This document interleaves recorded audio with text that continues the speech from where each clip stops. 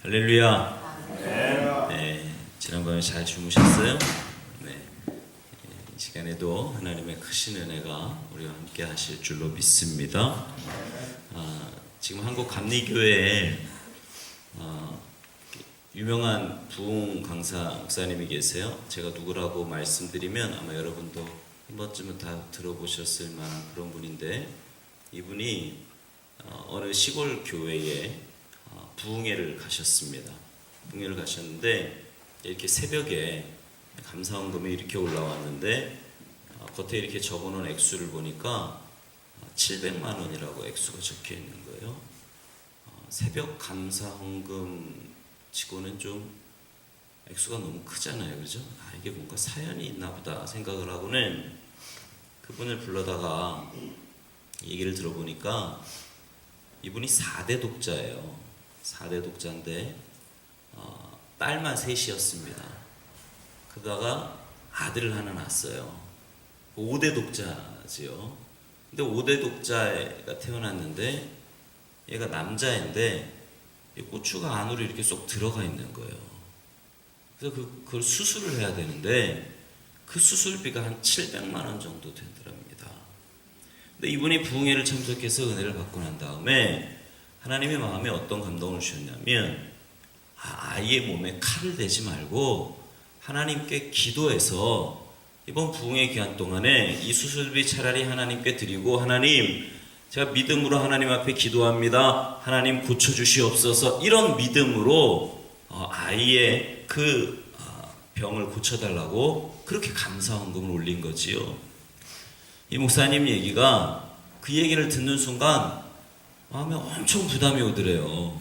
왜냐하면 안수기도를 해줘야 되는데 기도해줘서 애가 딱 나오면 다행이지만 그게 안 나오면 얼마나 부담스러워요. 근데 어쨌든 그러냐고, 알겠다면 오늘 저녁 집회 때 안수기도 할 테니까 정성껏 마음 준비하고 오셔서 기도 받으시라고 아이 데리고 오셔서, 그리고는 그날 저녁에 그 아이를 붙잡고 정말 열심히 기도했습니다. 이 강사 목사님이 아주 뜨겁게 기도했어요. 아이 고추가 나왔을까요? 안 나왔을까요? 네, 그랬으면 얼마나 좋겠습니까? 안 나왔어요. 이 목사님도 실망을 하고 이 아빠도 실망을 하고 이러고 있는데, 목사님이 이제 집회를 마치고 가면서 이렇게 이야기를 합니다. 성도님, 그래도 낙심하지 말고 우리 같이 기도합시다. 나도 계속 기도할 테니까 기도합시다. 이러고는 목사님이 왔는데 한 달쯤 뒤에 이 목사님에게 전화가 왔습니다. 목사님, 저 아무개 성도입니다. 그래서 누구시라고요? 왜 저희 아이 고추 들어간 아이 아빠예요. 그랬더니 네, 그러시군요. 네, 어떻게 아이 고추가 나왔어요? 그랬더니 아직 안 나왔어요. 근데 목사님, 제가요 이제 새벽 기도를 시작을 했습니다. 그 아이를 위해서 기도하느라고 이제 새벽 기도를 시작을 했습니다. 이렇게 이야기를 그러시냐고, 알겠다고, 나도 같이 열심히 기도하겠노라고 그렇게 이야기를 하고는 전화를 끊었습니다. 한 3개월쯤 전화가 왔어요. 목사님 드디어 나왔습니다. 이러고 전화가 왔어요. 그런데 이 성도님이요 이렇게 이야기를 하더랍니다. 목사님, 만약에요 부흥회 때 안수받고는 우리 아이가 정상이 되었다면 저는 새벽기도 안 했을 겁니다. 만약에요 제가 새벽기도 시작한 지 얼마 안 된 그 한 달째 우리 아이가 만약에 고침을 받았다고 했더라면 저는 새벽기도를 이렇게 계속 못했을 겁니다. 그런데 한 3개월쯤 이제 새벽기도를 하고 나니까요, 목사님 저는 이제 새벽기도 안 하고는 못 beg입니다. 제가 새벽기도 하는 사람으로 바뀌었습니다. 아이를 통해서 오히려 하나님께 더 가까이 나아가는 그런 기회가 되었습니다. 하나님께 영광을 돌리고 목사님께 감사합니다. 이렇게 이야기를 하더라는 거예요. 여러분, 우리의 삶에요 고난이 옵니다. 문제가 온단 말이지요. 근데 문제는 그 고난과 문제가 예수를 믿는 우리에게도 온다는 게 문제예요. 오늘 본문인 창세기 15장에는요 정말 놀라운 이야기가 하나 나옵니다. 그게 뭐냐면 하나님이 아브라함에게 자식을 약속하시잖아요. 그죠? 자식을 약속하시는데 아브라함이 아니에요 하나님, 그냥 우리 집에서 길리운 저 종 엘리에셀이나 내 후사로 내 상속자로 삼겠습니다. 그랬더니 하나님이 아니다, 저 하늘의 별을 봐라, 저 수많은 별들과 같이 너의 후손이 그렇게 태어날 것이다, 이렇게 이야기를 해주면서 하나님이요 땅에 대한 약속을 또 하시고는 그 당시에 언약식의 형태를 취해서 아브라함에게 확신을 주십니다. 그 당시에 언약식이 뭐였냐면, 예를 들어서 두 사람이요 아주 중요한 약속을 할 때면 짐승을 한 마리를 잡습니다.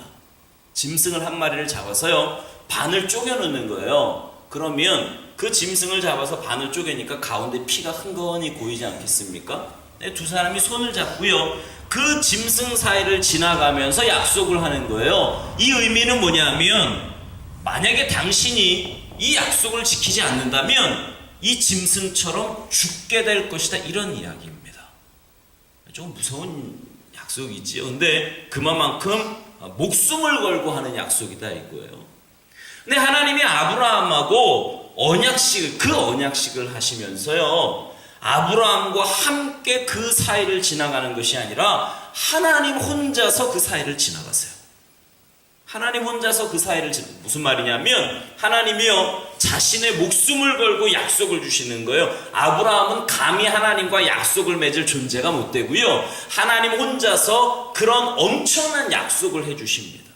그런 어마어마한 약속을 해주시면서 오늘 본문에 보니까요 조금 이상한 이야기가 나와요. 뭐가 이상한 이야기가 나오냐면, 그런 놀라운 약속을 주시는데 우리가 그런 약속을 받은 하나님의 백성이다 말입니다.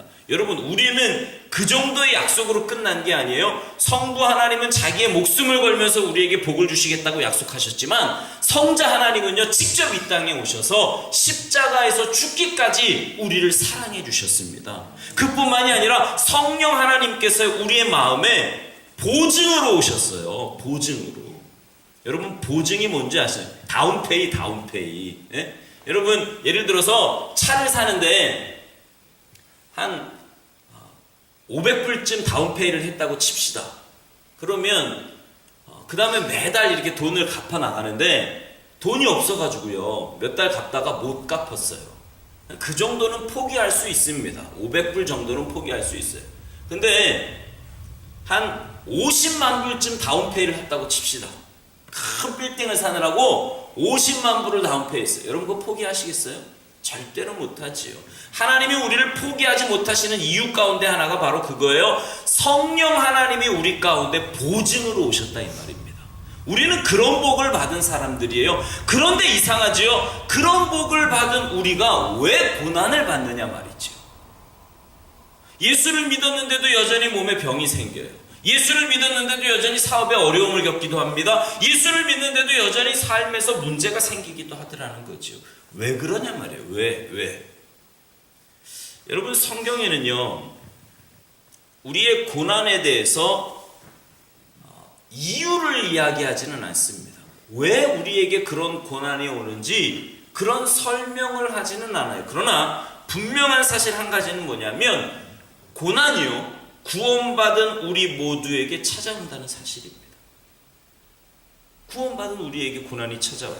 때로 고난은요 우리의 어리석음이나 잘못 때문에 찾아오기도 합니다. 그러나 어떤 고난은요 우리가 단순히 타락한 이 세상에서 살고 있기 때문에 겪는 고난도 있어요.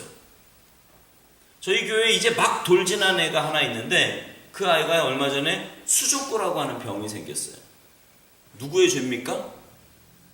그 아이의 죄인가요? 부모의 죄입니까? 아니에요. 그건 그냥 돌림병일 뿐이에요. 수족구라고 하는 그 돌림병에 걸려 그냥 아이들하고 이렇게 접촉하다 보니까 걸리는 병이라고. 우리가 이 땅에 그냥 타락한 세상에서 살다 보니까 그런 고난을 겪을 수도 있다는 거죠. 그 밖에도 이 땅에서 올바르게 살려고 하다 보면 찾아오는 그런 고난도 있습니다. 분명한 사실은 뭐냐면, 성경이 우리에게 고난의 이유에 대해서는 침묵하지만, 그러나 성경은요 고난의 이유보다는 고난의 목적에 대해서 말씀해 줍니다. 고난의 목적에 대해서. 성경이 고난에 대해서 분명하게 말씀하는 한 가지는, 하나님은요 모든 고난을 우리의 유익을 위해서 사용하신다는 사실입니다. 이게 놀라운 거예요. 모든 고난을 우리의 유익을 위해서 사용하세요. 우리가 이것을 잊지 말아야만 합니다. 그것이 자연재해든 사탄의 시험이든 심지어 나의 어리석음으로 잘못한, 나의 어리석음이나 잘못으로 인한 그런 고난이라고 할지라도 하나님은 그 모든 고난을 그리스도 안에 있는 우리의 유익을 위해서 사용하신다는 사실입니다. 우리가 자녀를 기를 때 보면, 어렸을 때 자녀가 잘못을 하면 회초리를 들고 이렇게 초달을 하지 않습니까? 초달을 하면 아이들이요 막 고통스러워하지요. 막 고통스러워합니다. 근데 아이들이 겪는 그 고통이 무슨 뭐 사업상의 문제나 뭐 건강 이런 거 가지고 아니에요. 애들은 기껏해야 뭐예요? 지 하고 싶은 게임 못하게 하는 거, 먹고 싶은 불량식품 못 먹게 하는 거, 고작 이런 것 때문에 그렇게 고통에 겨워한단 말이죠. 그런데 부모님이 왜 그렇게 화를 내고 벌을 줘요? 그 아이의 유익을 위해서단 말이죠. 하물며 인간의 부모인 우리도 그럴진데 하나님은 오죽하시겠느냐는 거죠.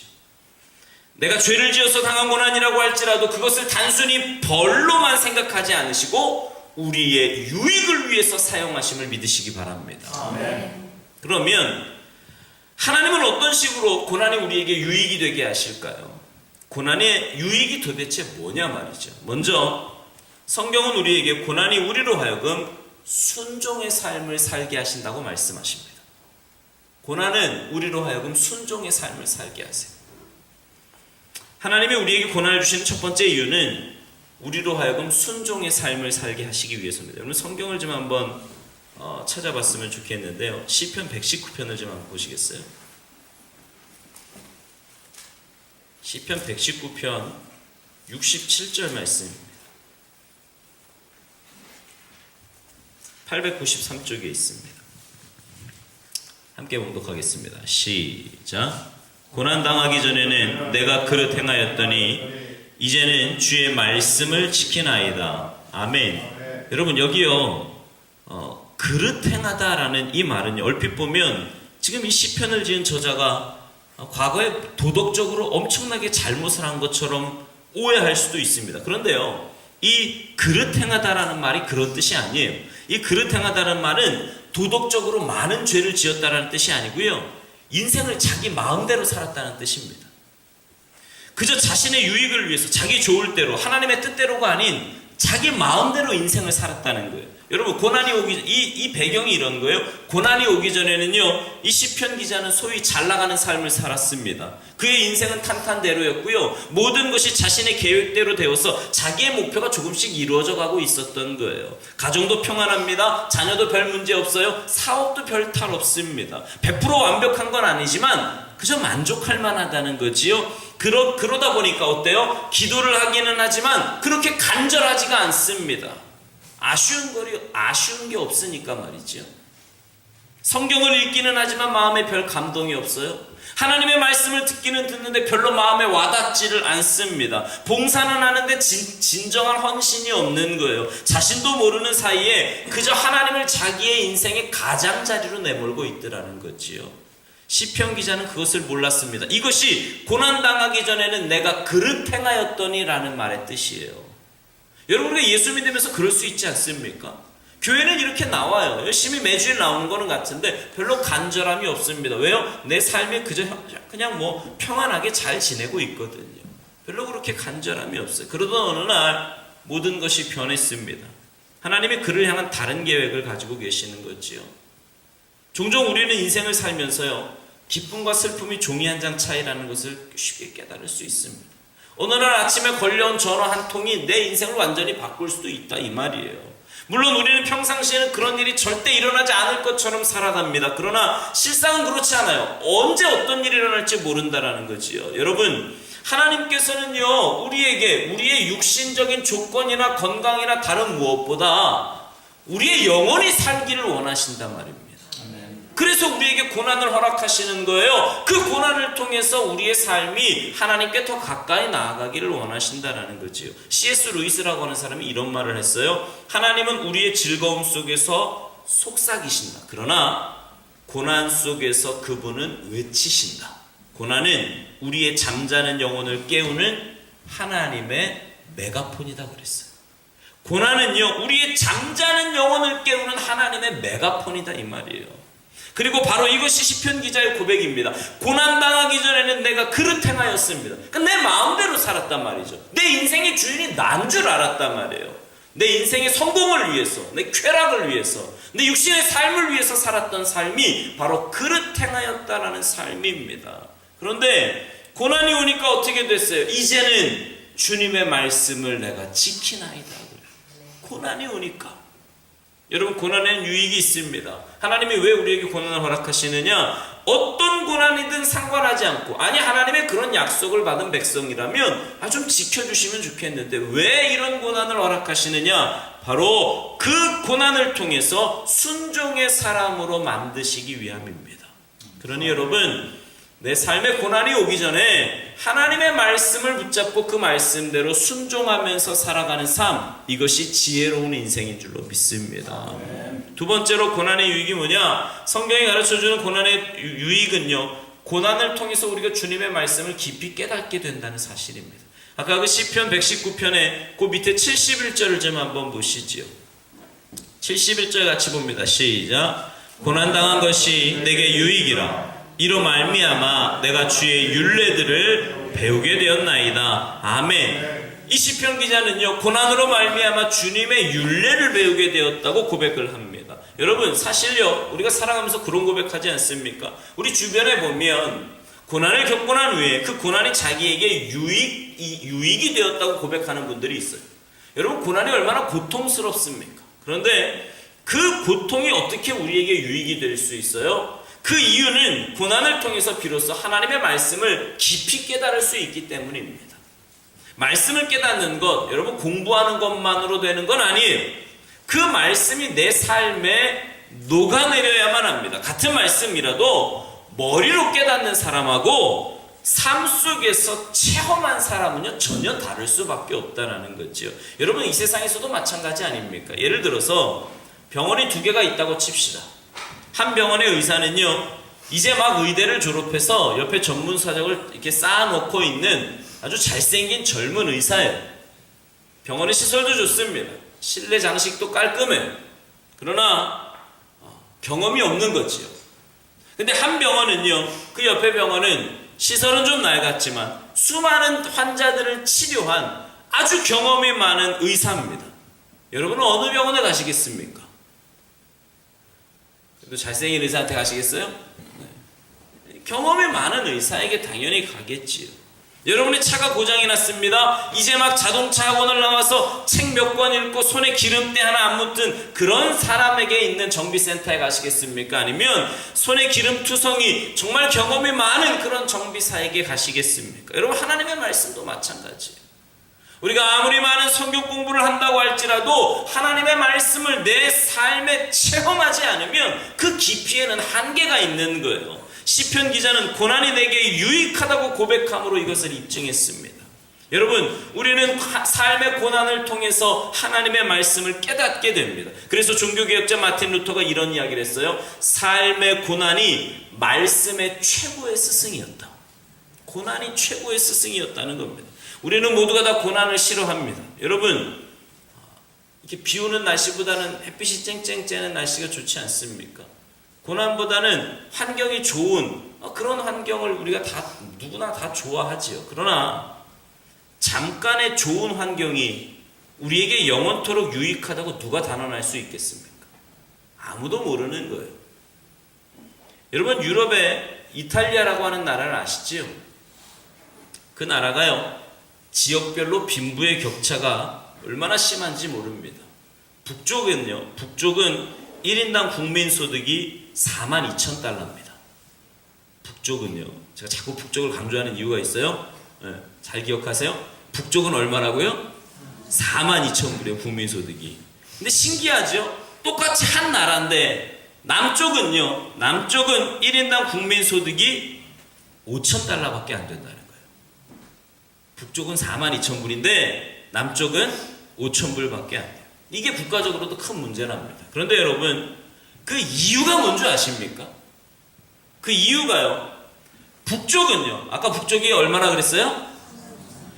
북쪽은요, 살기가 너무 안 좋답니다. 환경이 너무너무 안 좋다는 거예요. 반면에 남쪽은요, 살기가 얼마나 좋은지, 기후도 좋고 농사도 잘 되고 얼마나 좋은지. 여러분, 나폴리 아시죠? 이태리에. 그 나폴리가 어디에 있을까요? 남쪽에 있습니다. 남쪽에 있어요. 쾌적하고 편안한 환경이 사람들로 하여금 게으르게 만들어 놓은 겁니다. 그래서요, 북쪽 지방에 사는 이탈리 사람들은요, 하나같이 다 늘씬하답니다.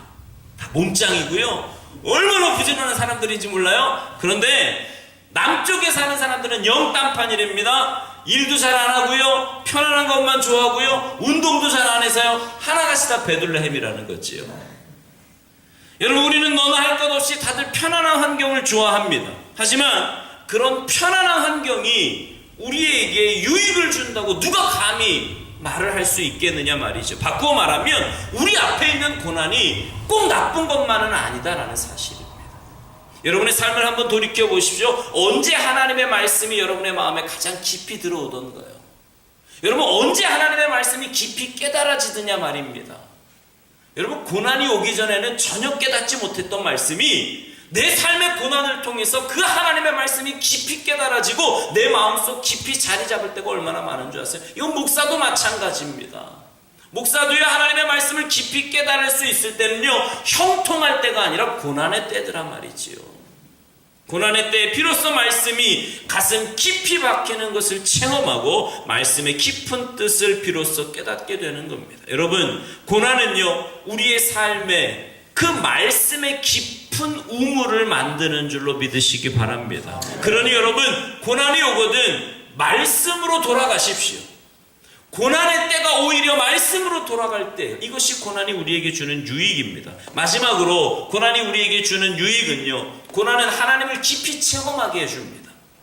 한번 따라서, 고난은 하나님을 깊이 체험하게 해준다. 욥기 42장 5절에 보면 욥이요, 고난을 겪고 난 다음에 마침내 이런 고백을 합니다. 내가 주께 대하여 귀로 듣기만 하였사오나 이제는 눈으로 주를 배웠나이다. 고난을 겪고 나니까, 그 이전까지는 귀로만 하나님에 대해서 들었는데 이제 고난 겪고 나니까 하나님을 내 눈으로 배웠다는 거예요. 하나님을 직접 체험했다 이 말입니다. 고난은요, 여러분, 하나님을 우리로 하여금 경험하게 만듭니다. 과거에는 그저 머리로만, 성경 공부를 통한 지식으로만 하나님을 알았는데 고난을 겪고 나니까 하나님을 직접 만나는, 체험하는 그런 경험을 하게 되더라는 거죠. 여러분, 주님이 언제 우리와 가장 가까이 계시는 줄 아십니까? 바로 고난의 때입니다. 여러분, 아이들이 어릴 때를 한번 생각해 보세요. 언제 부모가 아이에게 가장 가까이 있어요? 아플 때지요. 제가 3대째 목사입니다. 저희 부모님도 목회를 하셔서 저희 어렸을 때, 제가 이제 3남매인데 저하고 제 동생, 바로 밑에 동생이 우리 담임 목사님이고, 그 밑에 동생이 지금 LA에서 지금 그 신학 PhD 하고 있는 그 매제 남편이 이제 거기도 목사예요. 저희 셋 다 목사인데, 근데 저희 부모님이 이제 목회를 하시다 보니까 저희 어렸을 때는요, 거의 방목 수준이었습니다. 그냥 알아서 커라 뭐 이런, 그러니까 이제 믿음이 좋으셨던 것 같아요. 나는 열심히 목회할 테니까 너희들은 하나님이 키워주실 거다 뭐 이런 분위기였던 것 같습니다. 그러다 보니까요, 동생들보다요, 저는 한국 나이로 이미 4살 때 밑에 동생이 둘이 있었어요. 그러다 보니까 저는 늘 어른 취급을 받았습니다. 그러니까 저는 늘 관심 외 대상이에요. 저는 외갓집에도 많이 가서 있었고요, 어렸을 때. 하여튼 관심 외 대상이었어요. 그런데 그러다 부모님이 저에게 아주 극진한 관심을 쏟으실 때가 있습니다. 언제인 줄 아세요?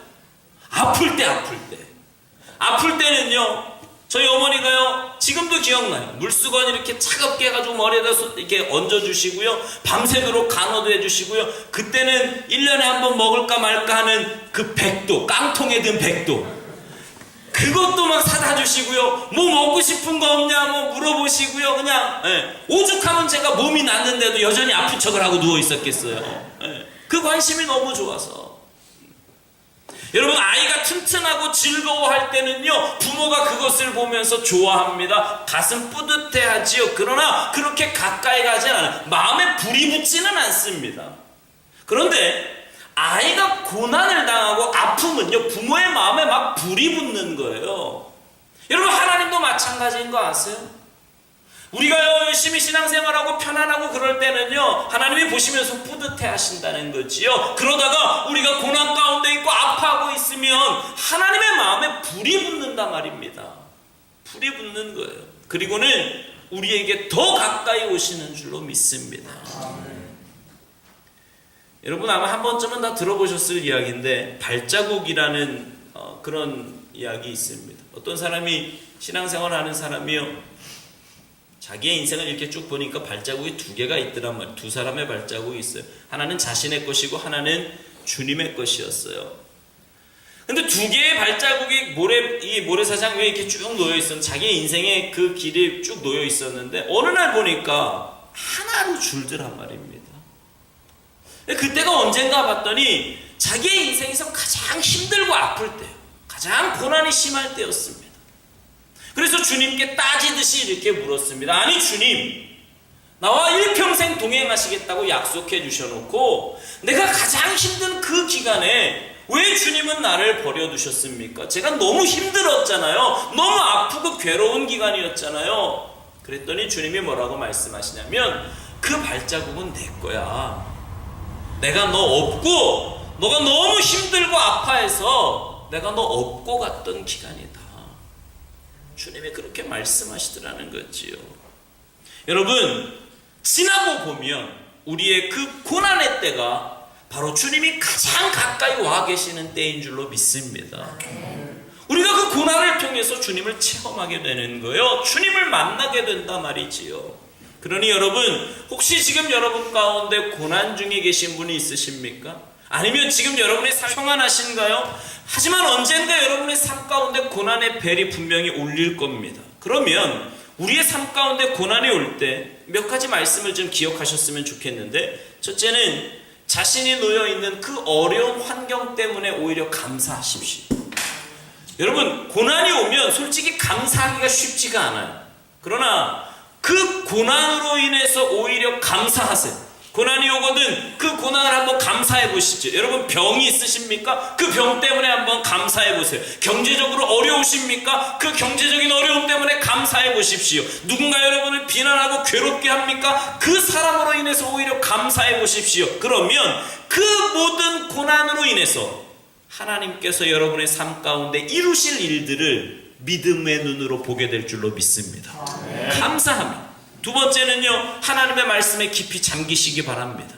고난이 오면 그때는 말씀으로 돌아갈 때입니다.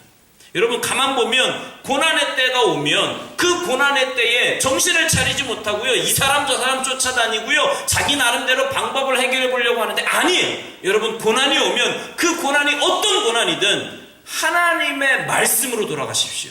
그러면 그 말씀 가운데 하나님의 놀라운 응답과 역사가 분명히 여러분 가운데 주어지게 될 줄로 믿습니다. 세 번째는요, 하나님을 신뢰하세요. 여러분, 이사야서 49장에 보면, 이사야 49장 15절에 보면 젖먹이는 엄마가 아기를 잊겠느냐 말이죠. 여러분, 젖먹이는 엄마가 아기를 잊어버릴 것 같아요? 절대로 안 잊어버립니다. 저희 교회에요, 집사 하나가 여자 집사인데 너무 잠이 많아요. 너무 잠이 많아요. 얼마나 잠이 많냐면 아침에 일어나서 자기가 밤에 애기 젖을 줬는지 안 줬는지를 기억을 못해요. 이 정도로 잠이 많아요. 근데 신기하죠? 하루도 안 빼놓고 그래도 젖을 준대요. 남편이 알아. 남편을 깨는 거야 같이. 네, 남편이 알아요. 여러분, 젖먹이는 엄마가 아기를 잊어버린다? 이거는 상상할 수도 없는 일입니다. 그런데 하나님이 뭐라고 말씀하시냐면 혹 그럴지라도 나는 너희를 잊지 않겠다고 말씀하십니다.